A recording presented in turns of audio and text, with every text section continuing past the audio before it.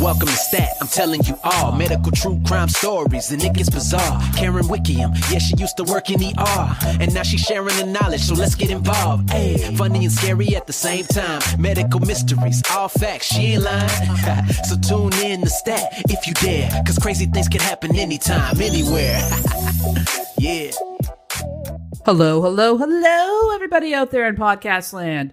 Welcome to Stat, Shocking Traumas and Treatments. And I am your host, Karen Wickham, and Erica Spadafora. Coming to you from beautiful Toronto, Oshawa, Ontario, Canada. Or Schwampton, as I like to call it. Schwampton. I always say Toronto, and, you know, it kind of is because Oshawa is it's part of the GTA Greater Toronto area.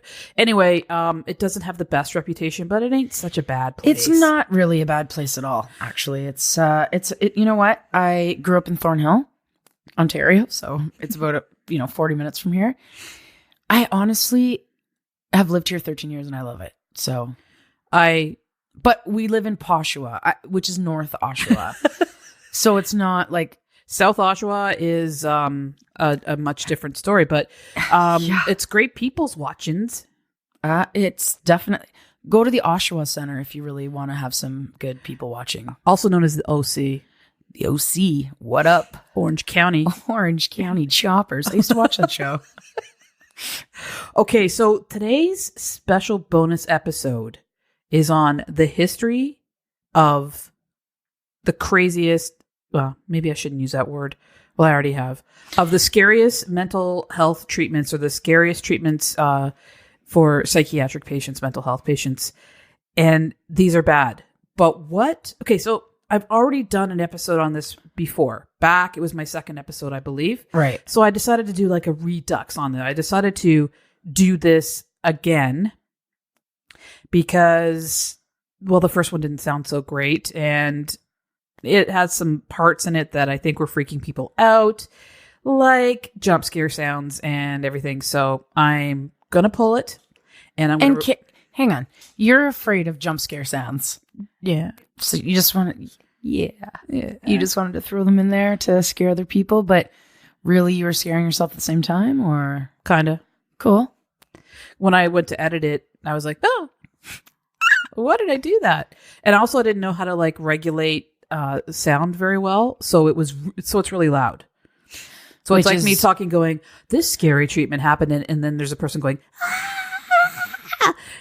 And I think I might have lost a few people from the very early on because of this. So this is going to replace that episode, and this is going to be so much fun because dun, dun, dun, dun. Erica has no idea. I have no idea what's happening right now. None. So I'm going to... Everything she hears, well, you might have heard some of these cases before, but pretty much everything she's going to hear she's not like, it's going to be brand new. I am always open to new experiences, so. There are a few things in here. Maybe I can do a couple of these treatments on you. Sweet, let's do this. We can start off with insulin therapy. I can't wait. I am always up for some insulin therapy. Why is that? Nobody knows out there, but I do have diabetes. She has the beaties. I do have the beaties, but I have type 2 diabetes. Yes. So I am only on metformin. Okay. So this may not scare you as much. Probably not, but let's give her a whirl. If you ever wake up 2 days later and don't remember anything, I'll know that Karen injected me with insulin. Yeah. And you can let me know how much better you feel. I will. I think this is a great idea. Please do it on a weekend. There's two treatments here, and I'm going to say I find them hilarious. I'm just giving you a warning. I may seem like probably people think I'm a big jerk anyway, so. I don't think you're a jerk. Un petit peu. Un petit peu. A little bit. The only French I know is est-ce que je peux aller aux toilettes? And I think that means, where's the bathroom? I'm not sure. So if anybody's French out there, you want to let us know what I just said? Okay, I got one for you too. Okay, give it to me. Le chien dans la salle de bain avec le poupée. The dog went to the bathroom with the doll. With the doll. Yeah. Okay. So maybe Karen needs some of these treatments. I do. Okay. Okay. So here we get started. Let's do this. In 1927, a Viennese physician, Manfred Sackel, accidentally gave an overdose of insulin and put his patient into a coma. The woman was a drug addict and woke up and declared her morphine craving was gone. Sounds good, right? Sounds good so far. Okay. He made the same mistake, in quotes again. The patient was also a drug addict, and what a coinky dink. She also felt like she was cured. I feel so cured. Yeah. Well, what was happening? They were actually going into seizures, right? So I will cover in a second what happens with, when you're diabetic. Okay, so give some of the, Erica, when you know that your blood sugar is getting low. Okay, so I know, excuse me, when my blood sugar is getting low, I feel tired. I feel sick to my stomach. I feel hungry, but not in the sense that I want to eat anything, because I feel like if I were to put anything in my mouth, it would make me feel sick to my stomach. Yeah. You can sweat. You get a little bit dizzy. You can become really, really irritable, which I do not get. I get more like almost like I can't focus. Mm-hmm. I mean, that's me a lot of the time, but I mean, it's such a shitty feeling. And it honestly, it happened, Karen and I went away earlier this year, and we were in the States, and it happened to me. And thank God for Karen, because it was rough. She went to the hotel, the hotel kitchen, which was closed, just busted right in there. I rated it. You came back with she came back with hard-boiled eggs, number one. Protein. She came back with an apple. Yes. A banana. Yes. You came back with a glass of milk. Yes, I came back with orange juice and apple juice. So I wanted to slam her with the orange juice, then the apple juice. Yes. Then when you felt a bit better, because you were a trooper, man, you put it down and you were like, oh yeah, but you did it. Rough. And then I thought potassium from the banana and some fruits and then some protein. And was it a peanut butter sandwich in there too? I think there was some sort of sandwich. We did go to this grocery store. No one had breakfast the next day. No free breakfast. No, because we ate it all, which is totally fine. It made me feel so much better. I was kind of daring anybody to walk in because I wanted to do that. My friend is diabetic. How dare you? How dare you? I sounded really demonic. It was good. I was looking for a fight. Yeah. So it sucks. The feeling is absolutely horrible. It's the shittiest. So can you imagine being intentionally put into this? Okay. So taking this a little step further than that. So those are I'm not going to say those are early signs of low blood sugar, because by then you're feeling a lot of those. You're already oh yeah, yeah. So he was deliberately overdosing his patients into coma and seizures. He then started trying it out on other drug addicts and schizophrenics.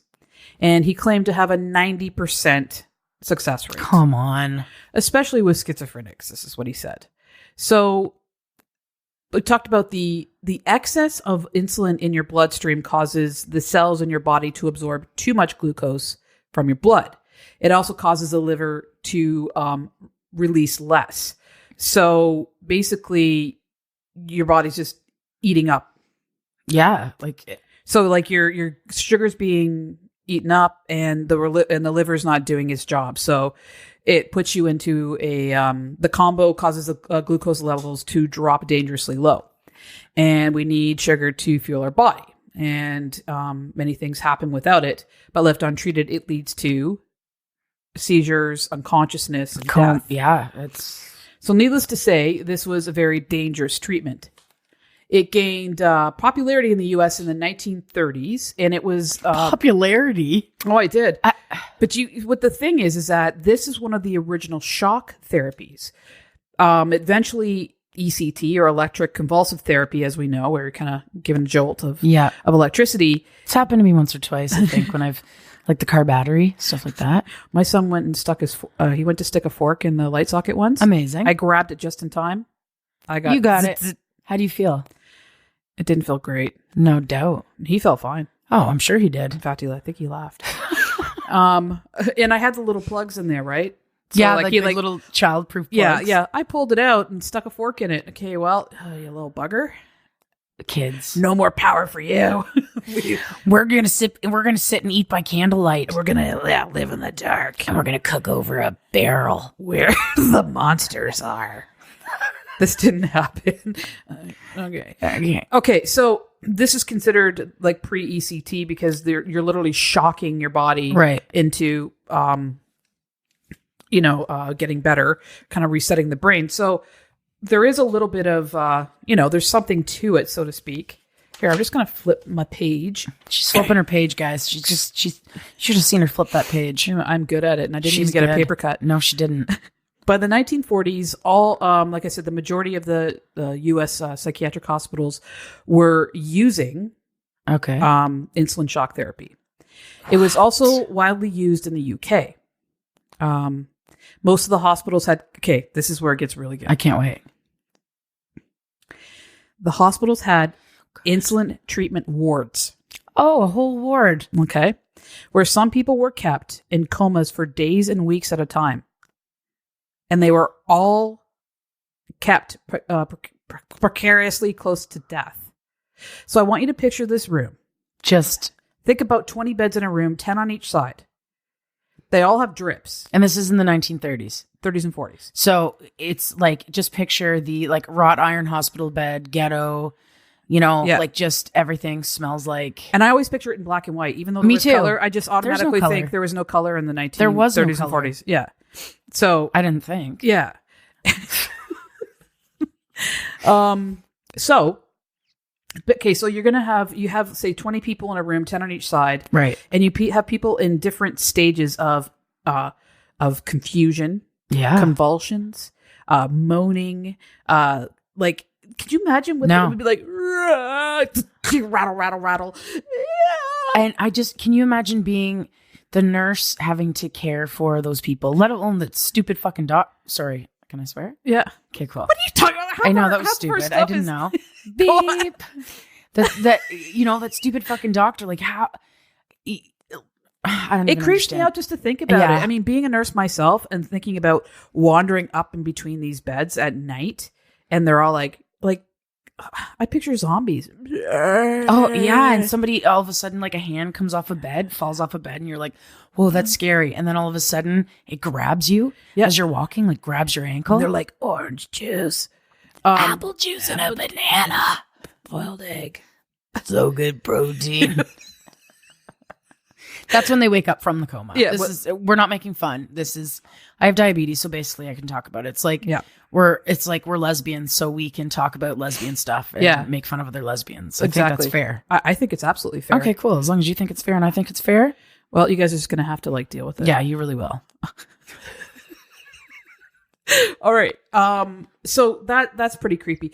Not everybody was kept in this state. Okay. Some people were brought in and they would be there for hours. They would put them into the coma, the seizure. When they hit the seizure stage, they would, wake up, stay a while, and then go home. And some people, this was getting done 6 days a week.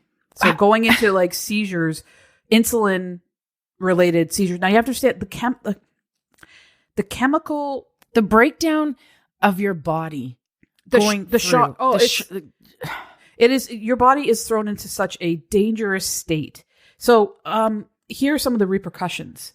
Most of the people that went through this regularly became morbidly obese because the sugars in their bodies flying back and forth. The body didn't know how to handle. So which I'm wondering, it would cause diabetes? Yeah, that's a good point. And maybe some of them became diabetic, but some were, they were morbidly obese because their body couldn't regulate sugar. It was so used to the sugar being like taken away, it would start to hold That's on. insane. Yeah. And then permanent brain damage. Well, that's a given. Each time you go into this kind of coma state or seizure state, because of the mechanism, Of course. you suffer from brain damage. Yep. So some people were literally just incapacitated because of it.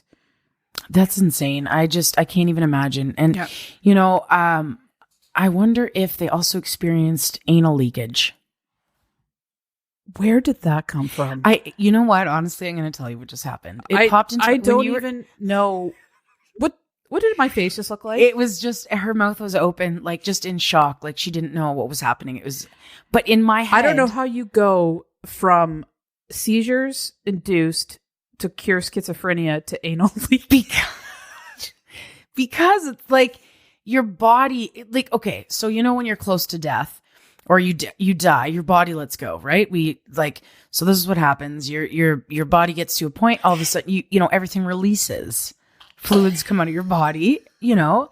So I'm wondering if anal leakage is a side effect. Is it? I'm going to say no. I think sometime soon we're going to have to do an episode just strictly on anal leakage. All right. Is that something? Yeah, you know what? I'm going to put it out there to you guys. Let us know if you want.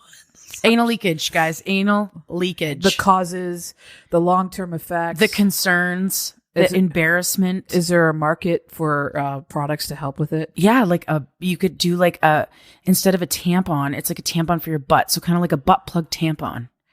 Erica. I'm going too far here. You might wake up in a couple days. With a butt plug. No, not remembering what happened and, you know. Insulin. Like we talked about. Guys, it's fine. Everybody in my family was basically diabetic and was on insulin. It's fine. My brother and my dad were diabetic as well, and it runs in my family. I am, Me knock on too. wood, knocking on my head, not, and I hope I never to be. We're not trying to make fun of a terrible disease. But again, I have diabetes. It's fine. I'm allowed to make fun of it. I have the damn disease. Thank you, Dad. Oh, yeah, no kidding. Genetics. Okay, Erica, I've got something that I don't know actually what you're going to think about this. I'm a little nervous because just before this, she said, I'm going to send you a picture and you're not allowed to look at it until I tell you. So that's right. I have it in my hand. I haven't opened it. So I've also got a clip of an audio clip for you. This keeps getting better and better. Okay, so this next one is called Trepanation. Trepanation. You know what that is? No. Okay. It's the drilling of circular holes, most time removing chunks of a skull from their head. Oh.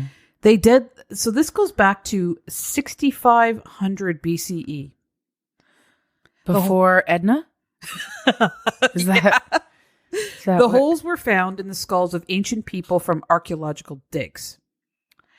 Now, what you're doing is, so they did this to let the demons out, but it was believed that mental illness was caused by demons inhabiting the skull. It's true, isn't it? Yeah. Oh. And this was done in an unsterile, sometimes filthy environment without anesthetic. So what you're doing is you're actually exposing the dura mater, a thick membrane that surrounds and protects the brain and spinal cord. It is the outer layer of the meninges, among other things, putting the patient at high risk for infection, meningitis. Meningitis. Now this gets better. Oh, I can't wait. I can't wait to look at this picture. It's killing me. Believe it or not, this practice is still happening. No, it's not. There are people out there that are still drilling holes in their heads. It's called self-trepanation. They do it themselves. Because there's no doctor or anybody that will do it for them. So they drill their own holes in their heads. But are they drilling the hole? Hang on a second here. Are they drilling the holes in their heads because they still think that there's demons? No, this one is this woman here, Amanda Fielding, did it to open up her mind.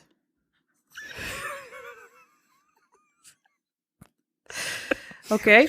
These people are out there that are still drilling holes in their heads. And why? For some, believe it, there's a couple that do it for extreme body modification. Okay. And others, like Amanda Fielding, drilled a hole in her head to open up her mind. She did it herself because no one would find a doctor that would do it. Look at the picture. Oh, God. Are you fucking kidding me? Tell the listeners what you're looking at. Okay. Oh my God. Oh my God. Oh my God. So I'm assuming this is her? Yeah, that's her. Okay. So she is looking at herself in a mirror. So this is the picture.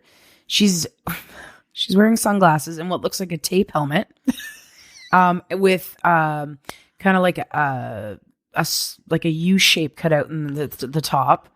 And she's drilling into her own head, and there's blood running down her face. But into her forehead. Into her forehead. And the best part is, though, she's wearing sunglasses. Maybe to keep the blood out of her eyes?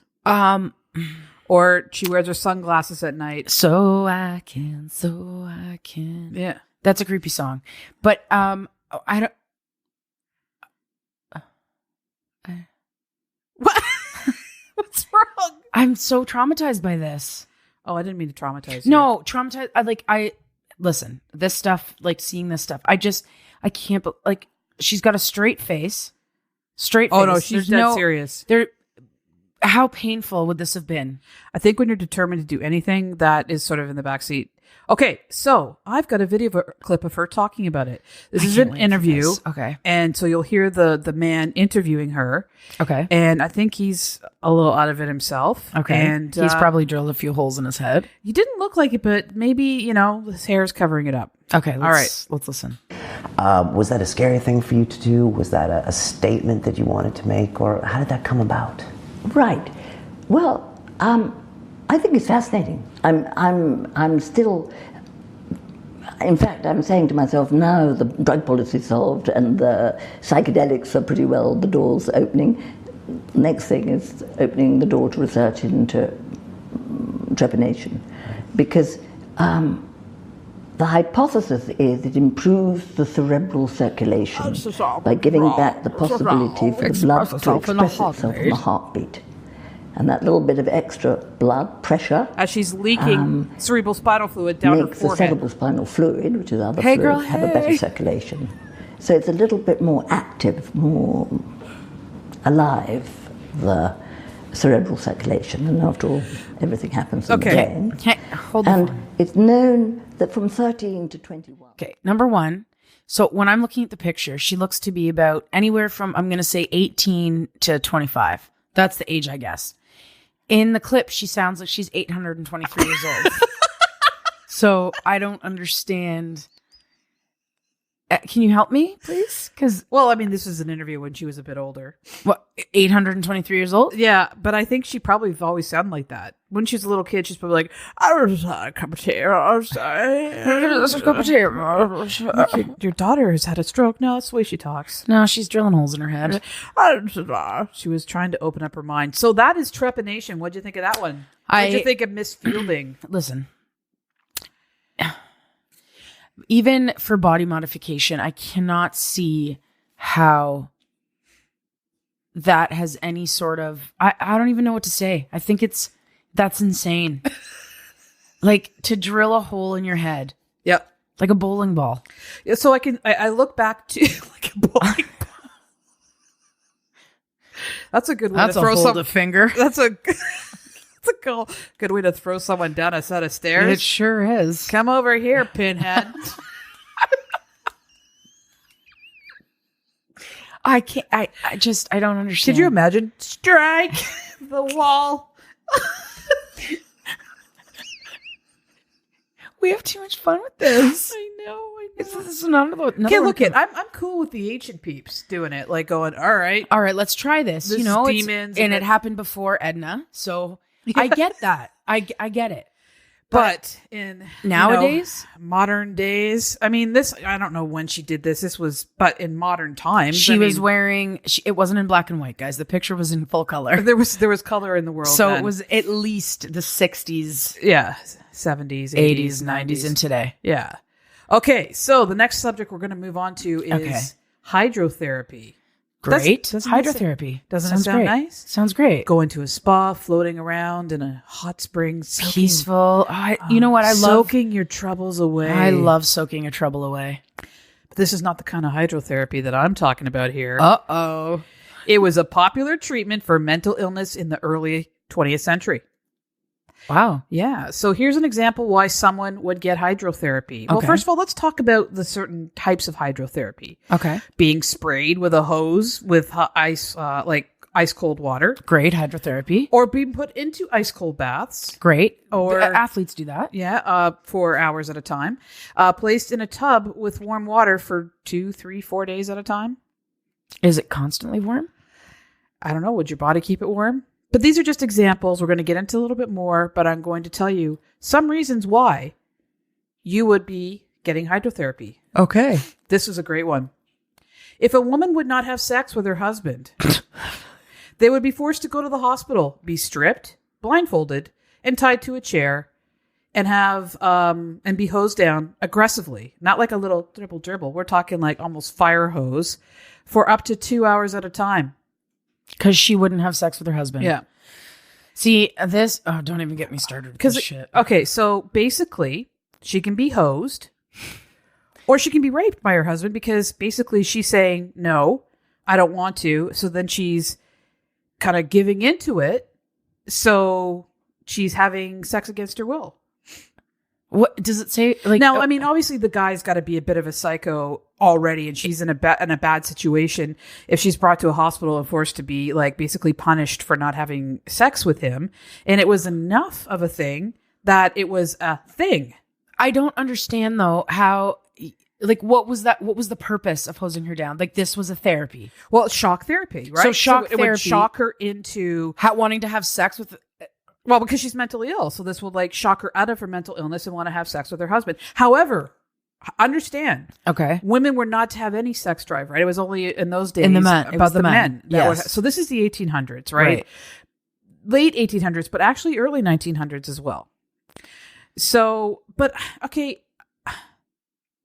I can't imagine that there weren't loving men until recently. No, of course there was loving men. There's still loving men. Do you know what I mean? I don't think that there were men that were so horrific that they would take their wives to a mental hospital to be hosed down to. I mean, yeah, I believe. I'm sure there was. No, well, clearly there was. Yeah. But I'm thinking that how many could there have been? Because it's like saying prior to 19 so and so, all men were assholes. Yeah, and I don't believe. I don't believe that either. So whoever was doing this were the ones that probably needed to be hosed down and keep their little gentlemen under control. And I bet you they had like Napoleon syndrome. Like they were these tiny little like they need to keep their little gentlemen asleep. I'm gonna say it was almost like a button on a fur coat.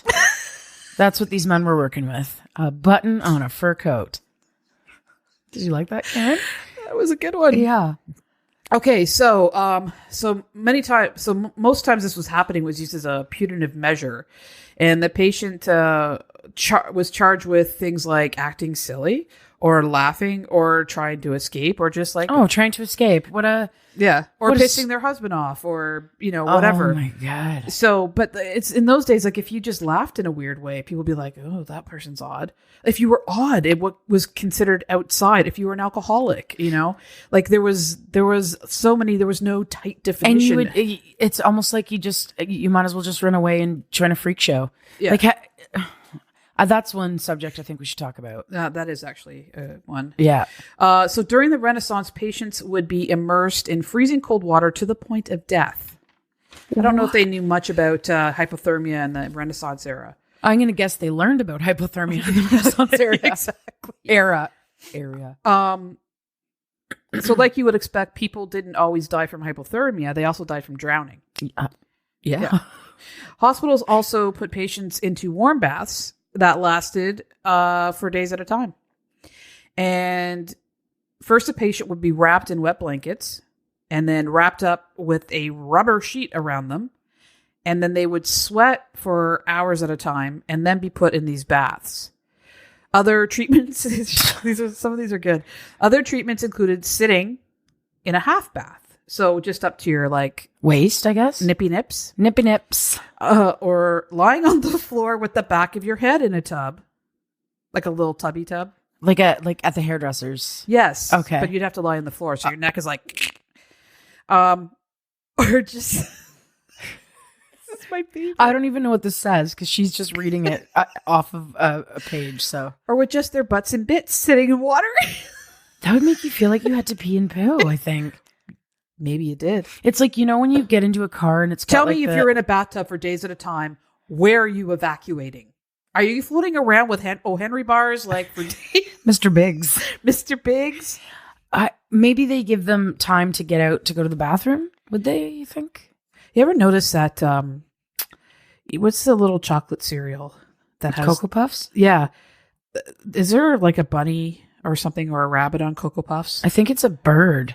Oh, you ever notice that it also looks like the poop of the same animal that's on the box? Huh. It does. Coincidence? I think not. Okay. So the last We're is- not high. I just want to state this. I don't know why you keep saying it. They should know by now that we're this is us. It's a good TV show. The next one is the douche bath, where water was Ooh. constantly showered as they sat naked and sometimes in a straitjacket on the floor, again for hours at a time, and a douche, a shower. That's French, I guess. For Isn't a douche like when you clean out a cavity? yeah, but a douche comes from the French word shower. Oh, I'm going to be like, hey guys, be right back. Just going for a douche. Exactly. That's insane. So it's like a summer's eve shower. Ooh, I can imagine the smell of that. Well, I think it comes odorless and I'm going to hope so. fresh daisy breeze. I hope so. Fresh daisy breeze. Fresh laundry. Okay, so here's another one. So basically, these baths fell from anywhere between soothing and torture. Because I mean, if you're Where's wrapped up- soothing? well, I guess if you're lying in a warm bath, the first bit would be soothing. But if you're laying in it for 4 days, what's going to happen to your skin? Did you hear my laugh? Yeah. Well, that's what would happen to your skin. I guess that. I think would it like wrinkle to the point that it would expand to such a size that it would fall off you when you got out? Probably. Like You'd elephant probably skin. end up with mass infection as well after that. I'm going to assume. So this last one, the titles of these things are the best. It's called the Bath of Surprise. The bath of surprise. I want one of these tonight. Yeah, it is the original dunk tank. Only it was for the mentally ill. Agitated patients would be dunked into ice cold water without warning and would be shocked into submission. Okay, just joking. I don't want one tonight. Yeah, you changed your mind. So could you imagine you're like, oh, I don't know, hallucinating, or maybe there's nothing wrong with you at all, and you're forced to sit on this bench or something and dunked into ice cold water. So No, yeah, thank I you. think, well, maybe your heart would stop. Your heart definitely in could stop. some people. But yes, that's your hydrotherapy. I mean, athletes do it. Yeah, Obviously- willingly, knowing what they're getting into. Yeah. I can't. Can you imagine being, I don't know, like schizophrenic or you're bipolar and you're in a manic high and you're hallucinating? Do you? Okay, and then now you're dunked into an ice cold bath. Tell me that that's not. I mean, for some people, it would sedate them. It would make them go, ugh, right? I think for a lot of people, it would be a punishment. A huge punishment. I mean, a lot of these treatments are punitive. But where do you draw the line? You know, like, They didn't draw it anywhere. well, I don't think so. Okay, so the next one, I'm sure you've heard about this one. Okay, this I can't wait for. We'll see if I've Oops, heard about oops, this oops. one. I just hit the microphone. Sorry, guys. Microphone? What are you talking about? There is no microphones here. Remember Britney Spears? I got to tell you something about this girl that I saw at work. Okay. Only the people that I work with that I told. You know what I need? I need one of those microphones that face me. We need a Front-facing lapel one. mic. Because right now I'm Like like a boss. a lavalier. That's what it's called. What's lavalier? A lavalier. That's a lapel mic. Is it? Yeah. Why can't we just call it a lapel mic? Because lavalier. No. Oh, Britney Spears. Go on. okay. So, you know Britney's mic, like, that she wears, and I think it's the Oops, I Did It Again. Like, she's got, like, the Oops, I did it again. I played with your heart, got lost in the game. Oh, baby. Oops, I did it again. I played with your heart. Oh my God. Okay. So she wears this to work. Why? I think it's, like, for her phone, but update that shit. You know how you can get the ones that, like, go right into your ear and you can barely see it? Yeah. Why can't she have one of those? But instead, she has a mic that comes right to her fucking mouth. What is she, like 600? She's probably, like, in her 40s. So like younger than me. Yeah. Lord. I don't. I thought only like middle-aged men that wore like white socks and you know. and- Clearly at the post office, it is not like that. Maybe she just feels like she has to have something close to her mouth. I mean, I don't know. Wow. But she needs a hidden one. Can I go to work with you one day just to? I think so. I'm gonna bring you for Bring Your Kid to Work Day. Okay. I'm short. Can I wear the jacket? You can totally wear the jacket. Can I throw some mail in a box? Yeah, you can.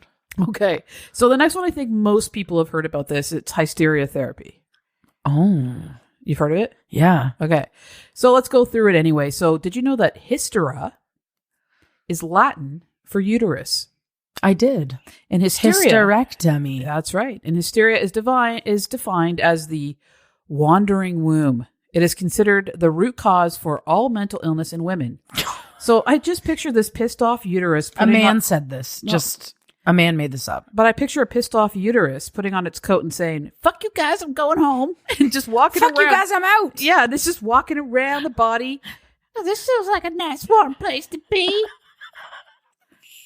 Like, you know the little baby things that I just showed you? I like the heart better than the bladder. I don't like being near that bowel, but I'll snuggle up to the liver, or I'll snuggle right in between them two lungs. Karen, I'm going to tell you guys a little something about Karen. So Karen's going to go home tonight, and I'm going to ask her to draw me what she thinks this angry uterus looks like. Okay, I will. I And love drawing. She's going to draw this, and we're going to post it on our Facebook page. Okay, because I have the picture totally in my mind. She does. I can almost see it as well, and I want to see if mine is... You know what? Here's what we're going to do. I'm going to draw a picture of the uterus, the angry uterus. Oh my God, uterus. Yeah. You're going to draw a picture of the angry uterus, and we're going to post them side by side. Okay, but you're an artist. My drawings You are an terrible. artist as well. Okay, no, they're not. Okay, guys, Karen wait till is you a see. freaking incredible artist. Okay. My thick She cheeks. is. Okay, Oh. you know what? We're going to just go. Like, we're just going to go. We're going to draw them. I'm not going to be arty or anything. We're just going to go. Okay, we're going to do it. It's on. Done. It'd be cool if they looked exactly the same. I know. Let's see how connected we really are. Let's mess with people and just post the same picture Okay. of one of ours. Done. We shouldn't say anything, but... Oops. Oops, I did it again. Okay, so symptoms of the wandering uterus. So the symptoms of hysteria are the wandering uterus. I don't know how you'd figure that out. Oh, God, the uterus is wandering What again. do you like palpate their abdomen and say, "Oh, it's over here There it is. in your ankles again"? It's like a prolapse. No wonder your shoes don't fit. Hey, prolapse. That would be wandering because your uterus It's just has like, come out. and it is leaving. Oh, It's out of the building. it is leaving. It is like Elvis It's right out of like the building. Elvis. Elvis. I tried to put Elvis in uterus. Yeah, I can't do it. Uta Elvis. UD. Okay, so irregular emotions. A period. Or, caused by animal spirits. Sexy thoughts, because women don't have sexual desires. That's only for men. I don't. Fainting. Do you, Karen? No. Outbursts, nervousness, irritability, and the vapors. I'm feeling so tired. So very tired. I just can't do it all. Junk here, junk there, junk everywhere. I have no idea where it came from. Karen needs to be... I Like, just when- harnessed okay. this wandering uterus hysteria. She woman. did, because this is what she did. Oh, let me just describe to you guys what she did.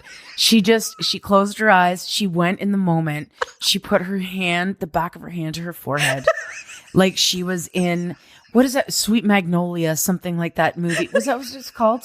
Steel Magnolia, Sweet Magnolia, whatever the fuck it's called. Fried green tomatoes. Fried green tomatoes, Kathy Bates. She put her hand up to her forehead like she was just, oh, woe's me. Yeah. It was good, Karen. You got to be in fucking movies. I think so.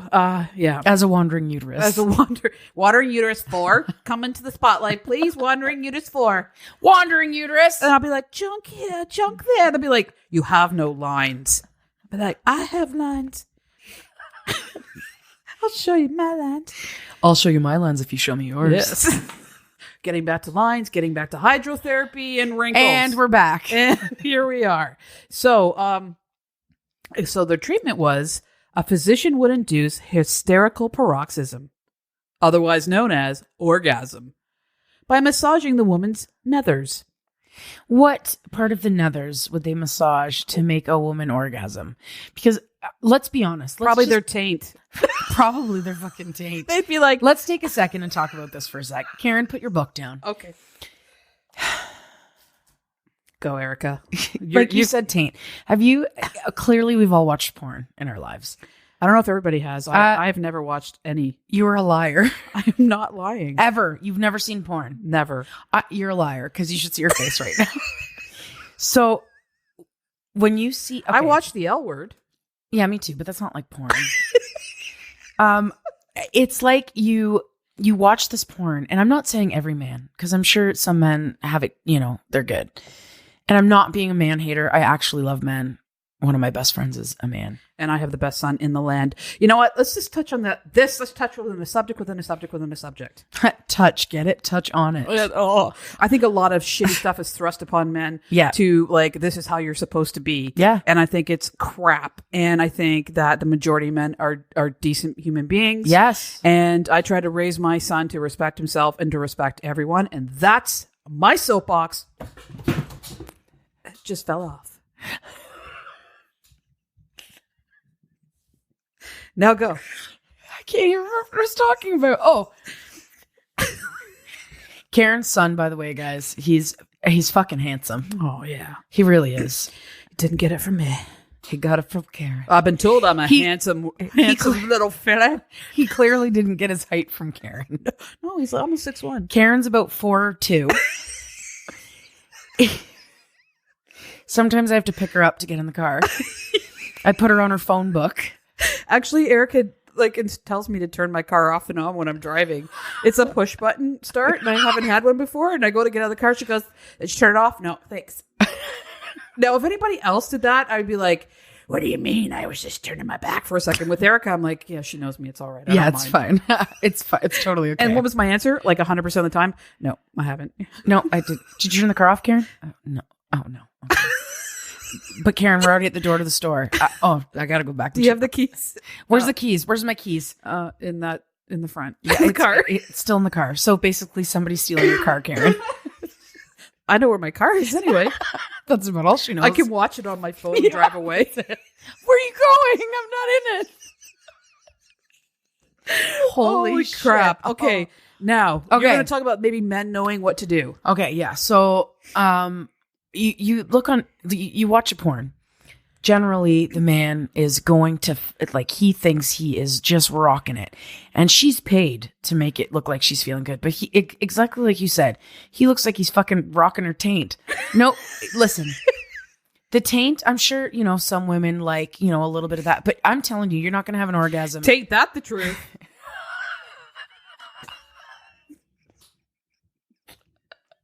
This episode, I've got 10. Brought to you by Taint. T to the A to the I to the N to the T. All right, Erica. Okay. Finish what you're saying. No, I'm just saying, it's just, I don't see how, these men think that they're, what's happening right now? Sorry, I was just checking on something. Oh, okay, good. I thought you were going to show me a taint. No.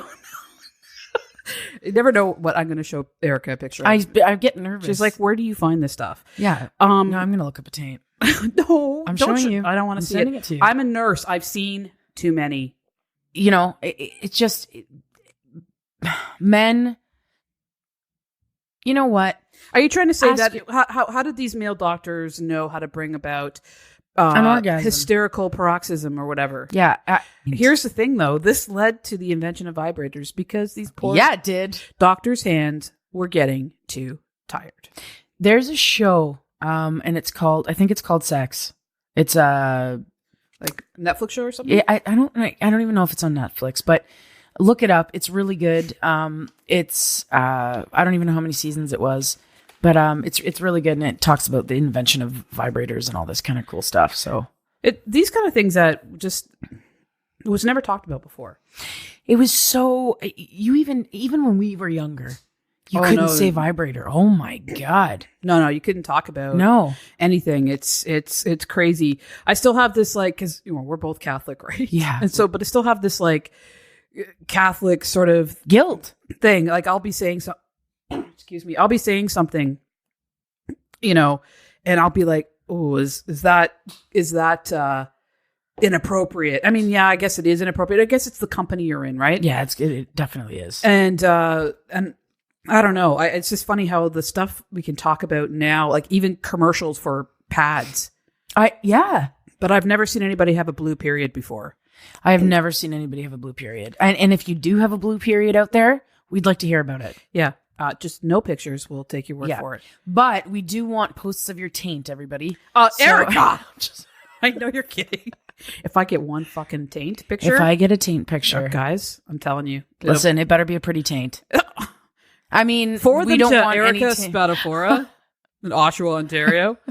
Okay, so we need to get onto this next Okay, one. let's go. This one's my absolute favorite. Okay. Is it better than the taint? This is one of my most favorite things I've ever heard about in life. Give it to me.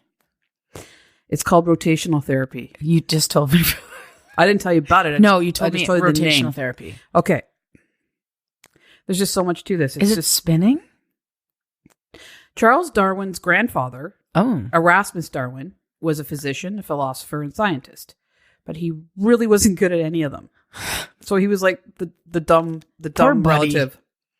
He was rarely taken seriously, but he was the one that invented the swinging chair. Like a swing? Okay, wait till you hear this. Okay. The logic was that if sleep didn't cure mental illness, then spinning them around really fast would. I would have died. A person would be placed in a chair that was elevated off the floor. Okay. Often with a box either around their head or their body, so they could not see anything. Oh. And they were spun around until they were dizzy, nauseated, vomiting, and they knew that they had hit the right point when they had uncontrollable bowel movements. So shit was just flying everywhere. So when they got past the dizzy, nauseated, vomiting part, once you shit yourself, They know you're there. you're cured. This treatment was approved by Dr. Benjamin Rush, who is considered the father of American psychiatry. It became quite popular in the US and England. Unsurprisingly, it was very effective as a threat. I will spin you around till you shit yourself, so help me God. It is one of my favorites. So Charles Darwin's stupid grandfather came up with the idea that if sleep didn't cure you, Shitting your pants would. spinning you around until you vomit and shit yourself is going to. And surprisingly enough, someone that was like going apeshit, they'd say, swinging chair, and they'd go, oh, no, I'm fine. I mean, I think this is one we could try ourselves. No. I don't like We're gonna spinning, go. though. We're gonna go to the park, and I'm just gonna spin you in one of those things. No, I'm going to spin you in one of those things because I can't stand spinning and I don't like heights. I'm a puker. Just I'll puke all over the place. no, thank you. Thank goodness mental health isn't being treated like it was back in those days. Now, with awareness and education and information, there are many services out there for us to receive help. But how do you choose? When I was approached to do sponsorship for BetterHelp, I jumped all over it. BetterHelp is a company that I am proud to endorse. Back in the day, there wasn't a service like this. And as I spoke about this before, I have PTSD. And I think this is one that I totally would have used because I can access this help in the safety of my own home, confidentially, privately, and secured online, face-to-face video chat, on the phone, and by text. In fact, I have signed up for these services, and so far, my experience has been incredible. They have special counselors in depression, anxiety, relationships, grief, self-esteem, family conflict, LGBT matters, and others. Everything is confidential. They have 3,000 licensed therapists in the US and available worldwide. It is affordable, and financial aid is available for those who qualify. STAT listeners get 10% off your first month with a discount code STAT. So head on over to betterhelp.com/stat and begin your journey to mental wellness. All right. So let's move on to gynecological surgery. This is okay. Go ahead. So not all of these are funny. I mean, I guess we can argue that none of them are, but I think we could argue that they are. So. but some of them I just think they're terrible and torture. Yeah. So this one we should be proud of, Canada. Canada. Yeah. Oh, Canada. Yeah. In 1895, the superintendent of London Asylum in London, Ontario, was a great advocate of gynecological surgery as a method of treating female patients. Oh. He performed over 200 surgeries on women living at the London Asylum and claimed a high success rate in curing them of their mental illness. Things like removing and replacing their uterus into proper alignment.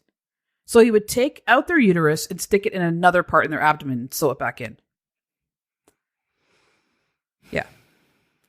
I don't even know what to say. He would also perform a hysterectomy, removing ovaries or removing lesions on their cervix or vaginal walls. Yeah, he would remove their vaginal walls and to improve the patient's mental health. And although gynecological surgery was practiced in some asylums for some reasons, the idea that misaligned uteruses never really caught on. Thank God. Thank God. The idea that just tearing apart a body of a mentally ill person was like fodder for experimentation. I can't. It just became more and more popular in psychiatric treatment as time went on. It's like, let's... What about... But why doesn't this... It's all women. Yeah, what did they do to the men? Well, I mean... Well, some men were like chemically castrated and... Right, yes, but... I mean, when it comes to like... Okay, I see what you're saying. When it comes to like things that are related to like gender specific. Right. Like you can't... Like men weren't having... I've never read where their testicles would be removed. Or contorted or... Yeah. You know, their penis was tied in a knot to kind of... No, but really, like when you think about Does it... your penis hang low? Does it wobble to and fro? Can you tie it in the knot? Can you tie it in the bowl? Can you throw it over your shoulder like a continental soldier? Does your penis hang low? If your penis hung low, look at the picture behind you. Look how high those guy's pants are. Was that to hide there? I think it was... He's definitely... It's sitting to the left in that picture for sure. Okay, I'm not looking at that. Okay. All right, so the next one is confinement. I don't like this. It was a popular way to help with psychiatric patients who became aggressive or agitated. This is one of the worst I've ever heard. Okay, I don't like it already. You want me to stop? No, I want you to go. Okay. Most of us have heard of straitjackets, but have you ever heard of the Utica crib? Yes. Okay. It was feared by all patients at the New York State Lunatic Asylum in Utica, New York. So there was a psychiatrist by the name of Dr. William Hammond who was dead against this. He called it barbarous. Isn't it Ithaca? Utica. It is Utica? Yeah. It's not Ithaca. I think there's an Ithaca, but this I think is there's Utica. an Ithaca too. I don't know. Someplace in New York. It was called barbaric and unscientific. So I want to actually read a quote that he wrote about this. Okay. So it goes to show you not all psychiatrists were, out of their minds. Oh. So he wrote this.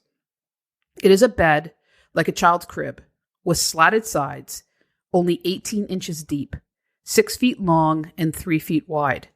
It has a slatted lid which shuts with a spring lock. A lunatic person is put inside with barely enough room to turn over.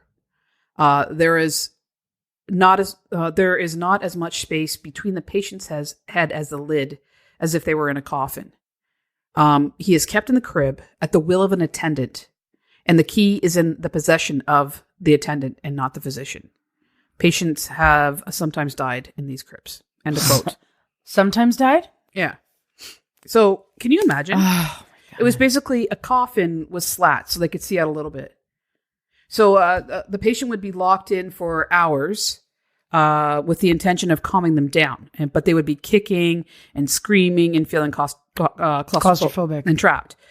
So Dr. Hammond suggested a padded room would be safer, a more humane way to go. You think? You think. Oh my God. Imagine if some of the people in there, I mean, sometimes depending on other things that were happening to them or what was going on with them, I mean, they could have had a seizure or a heart attack and who would have known? And the fact, or even just getting so upset to the point of vomiting. And the doctor didn't have the key and you choke. Yeah, that's what I'm saying. Like, I mean, you could barely turn your head to the side. I have some pictures. I'm going to post them so you guys can see some of the pictures. So it was you said 18 inches? Yeah. So just under 2 feet. Yeah. I think my head is 2 feet. I think my head's 2 feet wide. I've got an extension head. For what, Karen? It's not even a 5 head. It's a 6 head. No forehead here. No forehead there. So yeah, there's that one. I don't like it. That's terrible. I don't like it. All right. Next one. Okay. Mesmerism. Ooh. Australian physician Franz Mesmer, and this was in the late 1700s, believed that, okay, this is great, an invisible force pervaded everything in existence, and that disruptions in this force caused pain and suffering.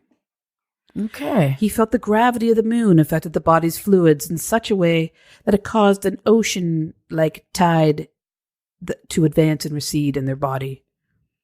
And that diseases would ebb and flow at will. Ebb and flow. Now, we know some people go batshit. Some people still believe this.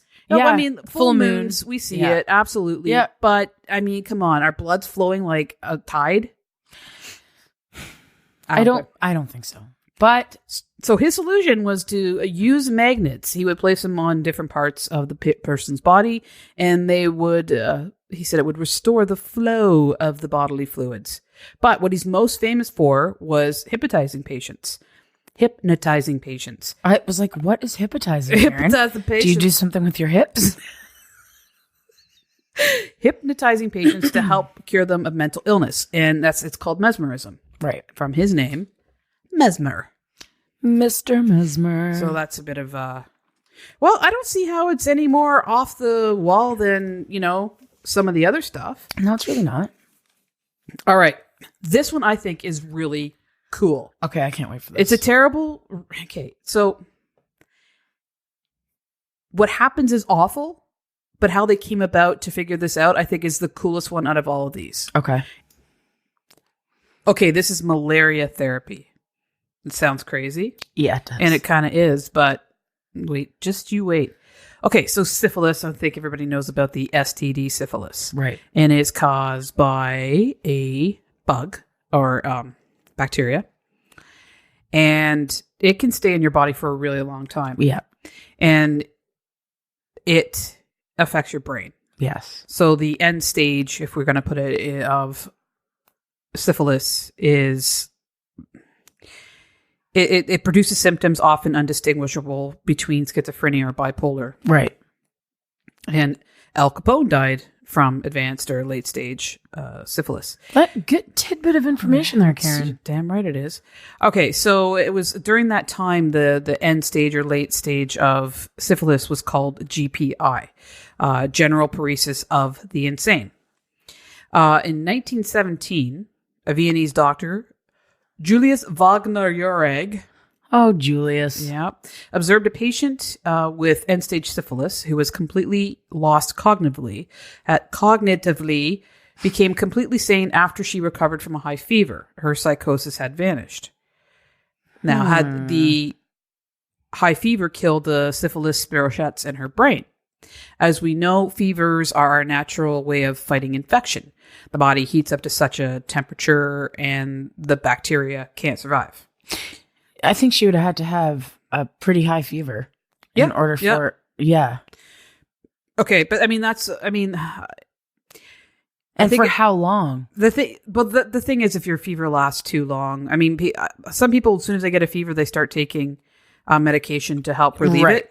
And yeah, I mean, I get it. And especially, you don't want kids to suffer and stuff like that. No. But for myself, call me crazy. I've had a lot of like sinus infection-y things throughout my life. So I try to just let it go as long as I can. Let it go. Oh, that's right. Let it go. No, but honestly, I think I'm going to let that fever just try to kill it. And then about 18 days later, I'm like, I'll take some antibiotic. I'll have my antibiotics now. I'll have some of the Cillin. Maybe it'll heal up my taint too. I got a sinus infection in my taint. It's causing the bubbles. I got a drip. Anal leakage. I got a chronic drip of the taint. Sinus taint. The tainty sinus. Is that thing in between your nose? Taint? So you got two holes. Yeah. And then the spot that divides it. I guess you could call it a taint because nose, it's in between two holes. That's the nose taint. It's like between two ferns. It's between the taint. It's like between a rock and a hard place. Literally. Yeah. Okay, let's get back to... Oh my God, we can never stick to one thing. No, we can't. I think it's called ADHD. Yeah, maybe. Actually, I was put on Ritalin as a child. I wasn't, but I probably should have been. Honestly, I did a lot of weird, crazy things when I was a kid. I've always been like this. I did hit my head a lot as a kid. Like I knocked myself unconscious and Intentionally? No. Like, did you like whack your head against the wall? No, like I fell out of a crib and didn't wake up till we were in the ambulance on the way to the hospital. Ooh, how old were you? I was 18 months. No, younger than that. Maybe like 12, a year. So you basically got your first concussion then. Oh, really bad. Yeah, I woke up. They were worried because I was unconscious for like 20 minutes. That's a very long time. Yeah, and then some people think, oh, well, you know, no, more than than like a 10, 15 seconds. You've got yourself a good head. Yeah, whack. So it was a good head whack. I've had it explains a lot. I've had a few concussions. I fell in the back of my parents' car when I was 6 months.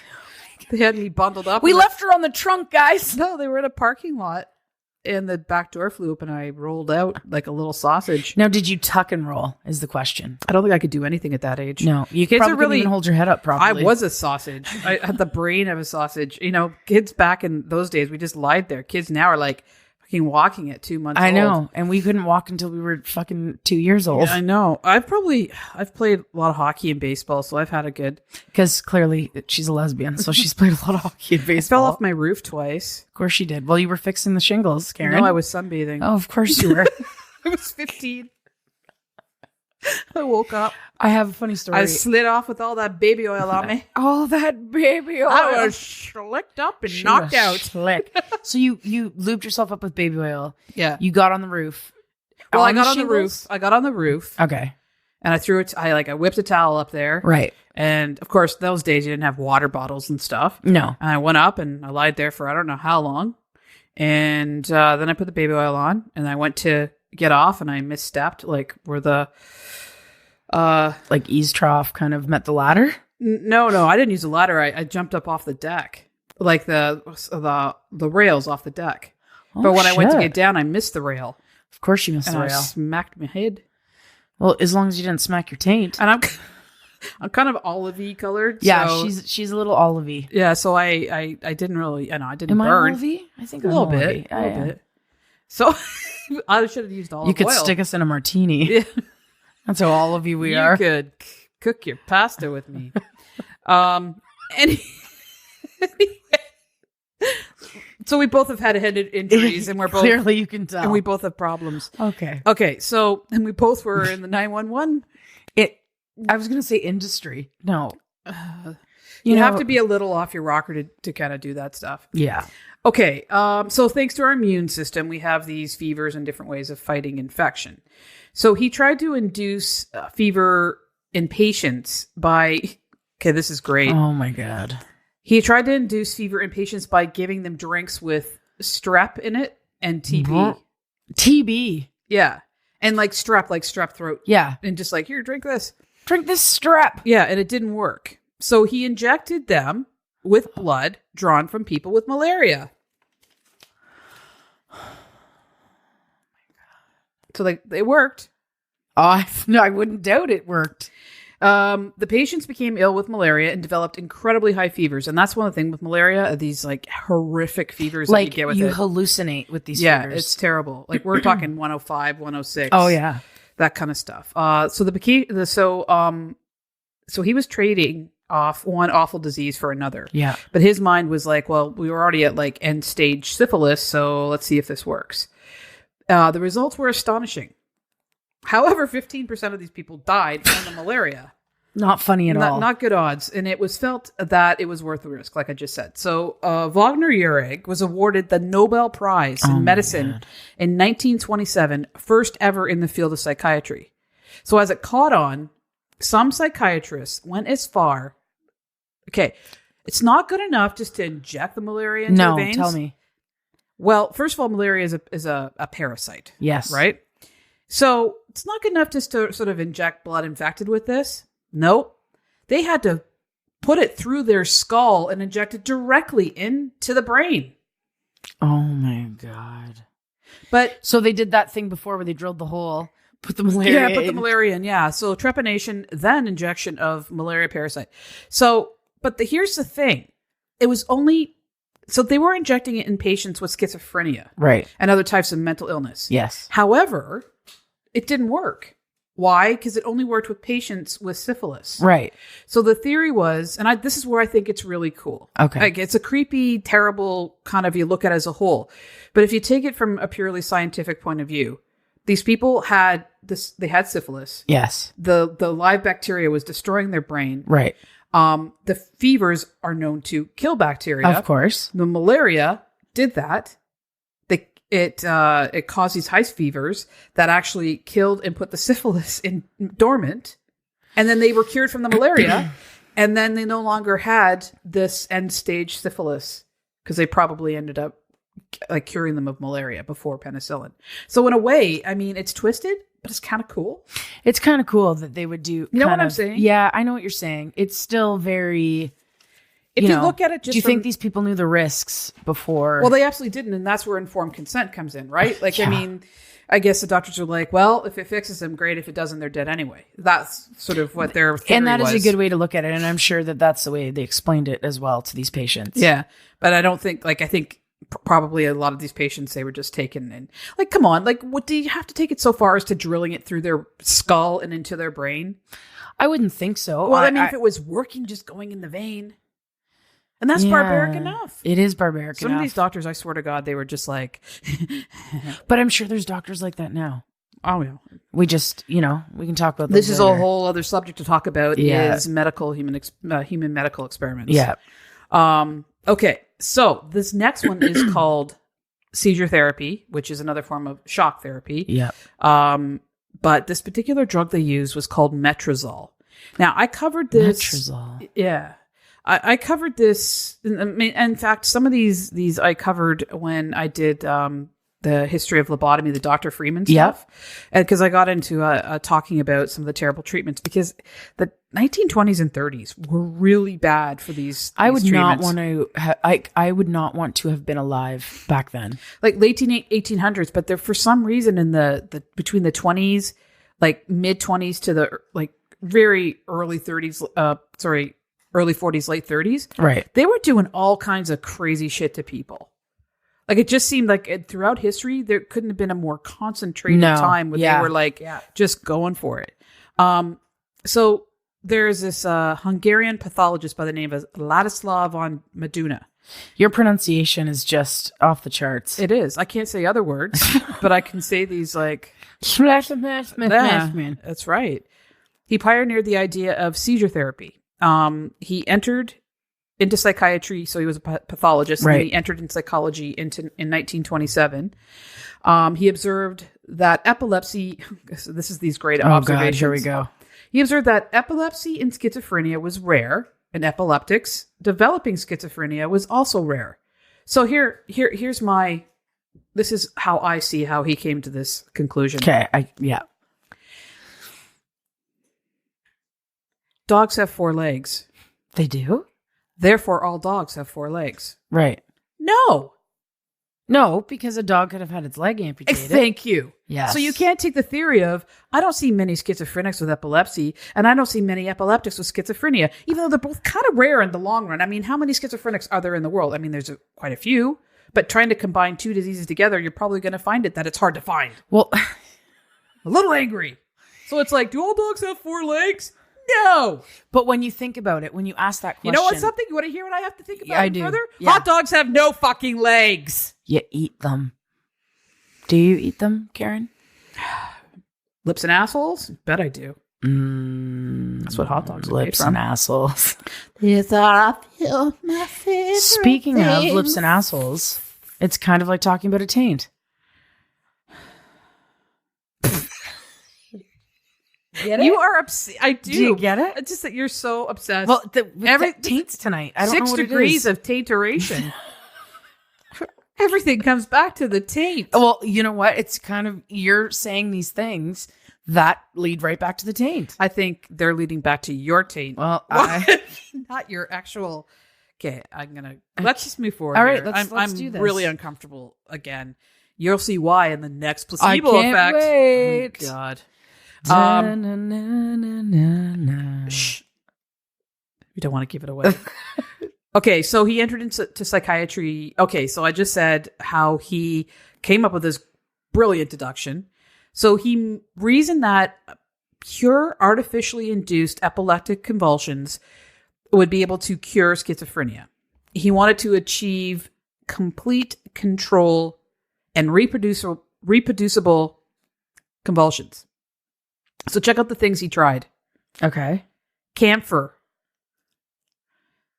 Made in part from turpentine. Yep. So let's inject camphor. Oh, you asshole. I just You know, showed I her knew- a picture of a tank. Yeah, you know what? And I knew because she had this dumb look on her face while she was looking at her phone when I was talking to her. Enough. Put it away, little sis. It's gone. Yeah, it's not. And you know what? It's not forgotten. Just like the taint. Never forgotten. Thebian is an opiate. So, they would do that. Yep. And then another one of my favorites, strychnine. Strychnine. Let's use strychnine to induce seizures. So it's a poison that causes painful muscle spasms and convulsions. I think that should be the number one use. No of kidding. strychnine. Pilocarpine, which we use in eye drops now to help dilate. Yep. And it's causes headaches, hallucinations, chest pain, serious cardiac effects, and tremors and seizures. So basically, if you don't die from a heart attack or some crazy ass heart problem, cardiac problem, hopefully they have a seizure. Yeah, and Let's then fingers and crossed. then maybe you'll be cured. Maybe. Yeah, and then metrazole was just like it.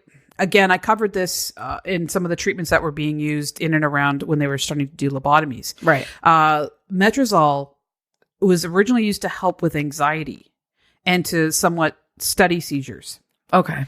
So I'll get into in a minute how he used metrazole. But anyway, he tried many combinations of these drugs with insulin. So going back to insulin therapy, so we'd be like, God. let's have a little camphor and some insulin, see if this works. Here's a little cocktail for you. And the monitor went, beep.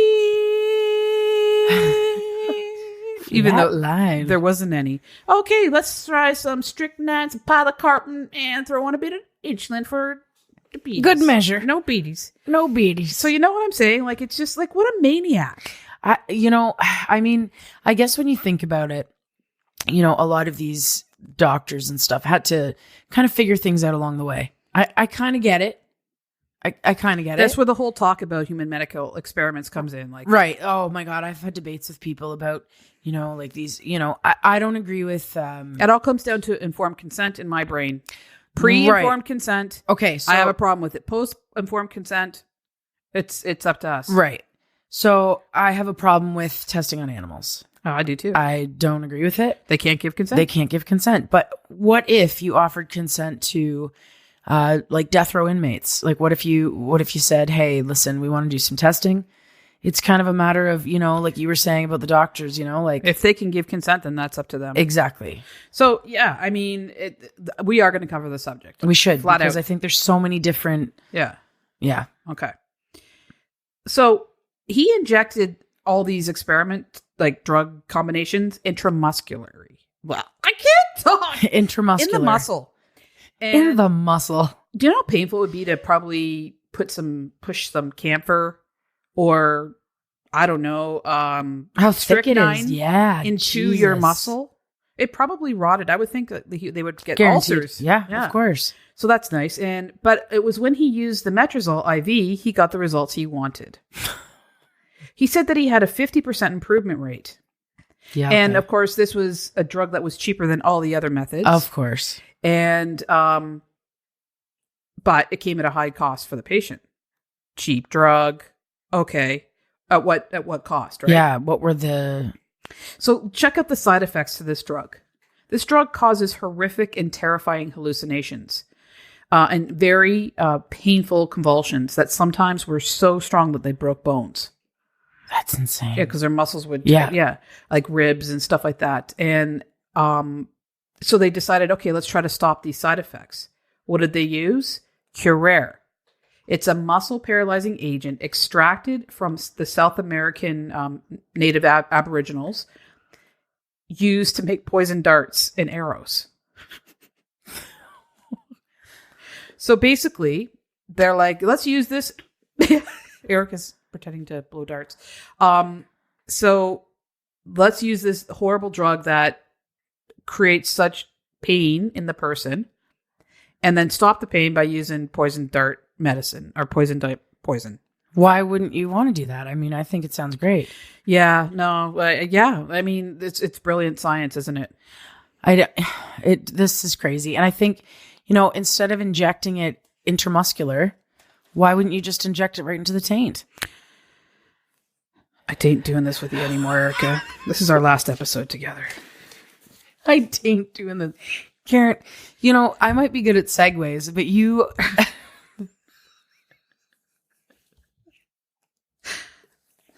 I don't know what I am. You're fucking awesome is what you are. I'm getting really agitated. Okay, last one. Okay, go. Surgical excisions and tooth extractions. Surgical incisions? No, excisions. So removing stuff, right? Yep. This is going to be an upcoming episode. I'm doing it on this psycho doctor. His name is Henry Cotton. Yes. So I'm just going to touch on this. And then, of course, you guys will get this episode. Teeth freak me out. Yeah. So this is going to come up in the New Year's. This is going to be one of the first cases we're going to cover. Okay. Henry Cotton, superintendent. He was the superintendent of the New Jersey State Hospital. So he wasn't even like just some dude. He was like the head guy. He was the head. Yeah. Head honcho. Yeah. The head taint. He believed that mental illness, my French Canadian is coming out. He had mental illness. Canada. He had one. Because, oh my God, my grandmother's rolling in a grave, my French Canadian grandmother. He believed that mental illness had one cause and one cause only, or was caused by one thing only, bodily infections. They were poisoning the brain. So he felt the only treatment was to remove infections at the source. So he would start off with teeth. Okay, so tooth infection, you remove the tooth. Even though you had no sign, or maybe he felt, I think everybody had stinky breath in those days. Seriously. So wait, well, did they even have toothbrushes? Like, what did they brush their teeth with? Corn? Their fingers. Corn. Like a husk, I meant. No? What do they call those cattail things? Pussy willows. No. Those aren't pussy willows. Cattails. Cattails. They brush their teeth with that. Ear. Like a corn husk. Chalk? Yeah, maybe. Twigs? Twigs, yeah. Okay, well, so regardless, he could probably argue that any tooth was rotten back in those days. So the tooth was rotten. He would extract the tooth. So he would see an infection and then extract that tooth? Well, first of all, you have to be exhibiting signs of mental illness or whatever was determined to be a mental illness in those days. That was the 1800s, late 1800s. So he would start with the teeth and then he would move on to the tonsils. Okay, so now, you know what? A little tidbit. Just found something out. I've had this. I love her tidbits. So does Mary. They're very informative. Anyway, God. I have a brain full of so much useless information. And I love it. And if I hear something, I'm like, I gotta know more. Even though it's like, tell me. It's not going to enhance my life in any way. It might. You don't know that. Well, okay. So I've had this like friggin' sinus infection forever. And I've had sinus stuff my whole life. That's what makes my voice so fabulous. This is basically. She used to have a really high pitched voice, kind of like Mariah Carey when Mariah Carey sings. Basically, my whole life I've sounded like this. Basically, as a little kid. When she was 4, hi, I'm Karen. My name's Karen. But no, honestly, I've had like all this like head, throat, whatever. So I had my tonsils removed when I was 10. And your adenoids? Or just your tonsils? Yeah, and my adenoids. Yeah. My tonsils and adenoids were so bad that my teeth were like all messed up. I had to get like 5 years of braces just to undo what that did. Little Karen with braces? Hi, my name's Karen. Sorry. Hi, my name's Karen. Teacher, I know the answer to that question. They're like, why do you sound like Carol Channing? Diamonds are a girl's best friend. Okay, so I had to get my tonsils out. And so recently I've been going to the doctor and I'm like, okay, so too much information. Where they took out one of my tonsils, they didn't close it up properly. So I've got this kind of big hole in the back of my throat. Yeah. And it gets like really sore and stuff, right? So if I've got like a nasal infection drips into my throat, then it's gross, right? But I'm so embarrassed by this. But it hasn't been bothering me. Karen, nobody can see your throat hole. I know, but I smell my throat hole through my nose holes. I think I'm like walking around with the death. She's not at all. My breath isn't that No. bad. Mostly because I have my hand over my mouth. So anyway, She's been talking with her hands over her mouth this whole time, and I was wondering why. But on my right side, I'm like, it hasn't been bothering me too much. Apparently, that tonsil grew back, and that's my tidbit. You have one tonsil in there? It grew back. So I have a hole where a tonsil was before, and then my tonsil grew back on my right side. So I've been kind of getting tonsillitis a bit on the yeah. How does they can grow back? Maybe they didn't take all of it out, and maybe I'm part lizard, I think you are. part salamander. Yeah. Cut out the tonsil, it'll grow back. Nothing else. Hey, do you want to try my finger later and see if it grows back? I think that's a great idea. Why don't we do it live? Facebook Live. Let's see if Karen's finger grows back. Okay. So that basically we really went off track there. Okay. So, yeah. So, but first of all, you had to have whatever a perceived mental illness. Then he'd go looking for the infection. So it's not like you had an infection. So these people were brought to the hospital for mental illness, and then this was their treatment. Yeah. So after the tonsils, he would move on to the spleen. From the spleen, if you're a chick, he went to the uterus. Of course. And then he just went to bigger organs. And that was his treatment. He said that he had a success rate of 80%. Lies. But a mortality rate of 45%. So there's a 50-50 chance you're going to die here. But out of that, an 80% chance that you're cured. That's absolutely insane to me. But okay, but he started this on his children. Yeah, which you told me this earlier. Yeah. That's disgusting. So he started doing this. So did he then diagnose his children as mentally ill? Or was he using his children just as guinea pigs? I think so. I 110% well, guess what? think You're going to so. find out when we do this episode. Dun, dun, dun. Dun, dun, dun. So yeah, so this is what this guy did, and I can't wait to dig in deeper with you and with these guys. You know, what I'd like to know is, where did you come from? Where did you go? Where did you come from? Where did you go? Cotton Eye Joe. What's his name? Henry Cotton. You get it now, Karen? Where'd you come from? Where'd you go? Where'd you come from, Cotton Eye Joe? Go on, Eye Joe. I've been married a long time ago. He only has one eye. Now he's one-eyed Joe because he had mental illness. It's one of my better songs. You know, I read a meme the other day, and it was about lady sees a spider, and she named him Joe. Or, what did she name him? Cotton. It's not going to be good. Just erase this part. Okay, well, on that note, anyway, this is the end of our crazy, horrible... this was fun. I didn't even know.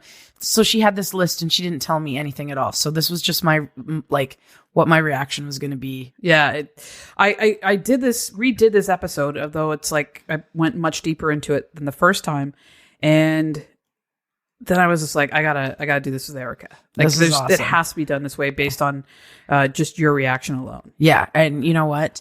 I'll tell you, me and my taint are happy. I just feel like ending it. That's right now. taintastic. I'm like rubbing my forehead really hard on my microphone right now. I'm surprised you can't hear it. Okay, so on that note, okay, you know what? Get What? it out of your system because you're never allowed to say taint. Taint, taint, taint, taint, taint, taint, taint. You done? Taint, taint. Let me know when you're finished. I'm done now. Okay, so thank you everybody for joining us here Thanks, guys. today. And thanks for listening. Thanks for supporting us. Come on by and join the Facebook group. It's pretty fun. And remember, you can post a story and maybe get onto the placebo effect. Placebo effect. And you know what? We are actually just thinking of a name to call our album that's going to be coming out in the new year. So, talking about naming our record, Yep. this is what Lorraine suggested. Thanks, Lorraine. She said, I'd like to know the title of your first album. Is it going to be Red Light Blues, Medical Melodies, Hip Hop Up, or Paramedic Pop? I kind of like the sound of paramedic pop. And then she said, okay, I'll stop now. Don't stop. So you realize, guys, it's probably going to take, what's a good amount of songs for an album? I think like 7 or 10 or 7 something. or 10. So when we hit 7 or 10 episodes, then we'll have 7 or 10 songs, and then we will have an album. And it might just be Paramedic Pop. And I think you guys, the thing I'm most excited about is the cover of our new album. Oh my goodness. I have so many ideas. I have so many. Is it going to be the crazy, what are we supposed to draw? The crazy angry uterus. Yes. That's going to be the cover. Or, well, I was thinking more of those outfits that you bought us. Oh, guys. But we can't talk about that right now. Then we have some outfits too. That is going to be the cover. Yes. All right. So probably in 5 to 6 months. Well, 5 to 6 months we'll be coming out with our new album. And you can not buy it at a store near you. You can listen for free. Okay. For free. All right. So thanks for joining us, and take care of yourselves. Take care of one another. Be kind and rewind and all that fun stuff. Fun stuff, and peace. One Peace. love. True crime and it gets none realer. Sometimes it'll be the cure that'll kill ya. Gotta watch out, yeah, you gotta watch your back, cause you don't wanna be another episode on Stat. Thank you for tuning in, learn a thing or two. These medical mysteries can be unbelievable, yeah. Subscribe, make sure you do that so you'll be tuned in and be ready for the next show. Stat.